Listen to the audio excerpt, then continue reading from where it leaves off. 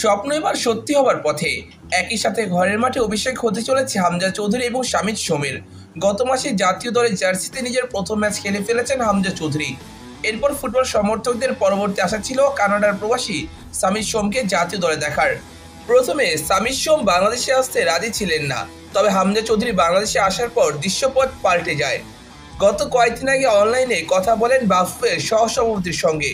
তখন ব্যাপারটা দাঁড়ায় 50-50। তখন ধারণা করা হচ্ছিল বাংলাদেশে আসার সম্ভাবনা ধীরে ধীরে বৃদ্ধি পাচ্ছে তার জন্য। এরপর আজ খবর আসলো ফাইনালি তিনি সিদ্ধান্ত নিয়েছেন বাংলাদেশকে প্রতিনিধিত্ব করার। একবার চিন্তা করুন, ইংলিশ প্রিমিয়ার লিগে খেলা হামজা এবং মেজর সকার লিগে খেলা শামিদ সোম খেলবে বাংলাদেশের মিডফিল্ডে। তাহলে কি ভয়ঙ্কর ডুও আমরা পেতে চলেছি আমাদের মিডফিল্ডের জন্য। আগামী জুনে ঘরের মাঠে ঢাকার স্টেডিয়ামে সিঙ্গাপুরের বিরুদ্ধে মহাগুরুত্বপূর্ণ ম্যাচ খেলবে বাংলাদেশ দল।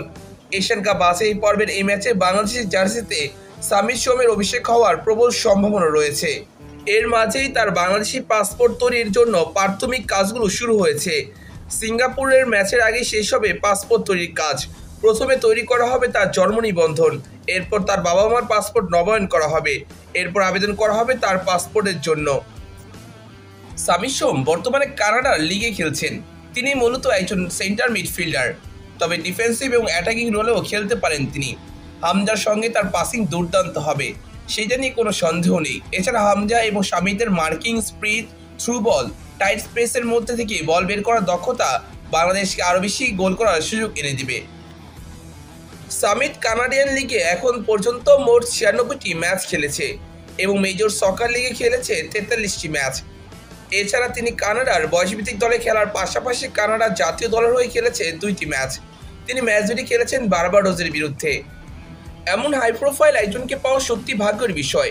শামিদ সোমকে বাংলাদেশে আনার জন্য বাফুফের সহসভাপতি সহ বেশ কয়েকজন তরুণ স্কাউটরা নিজেদের সর্বোচ্চ চেষ্টা করেছে।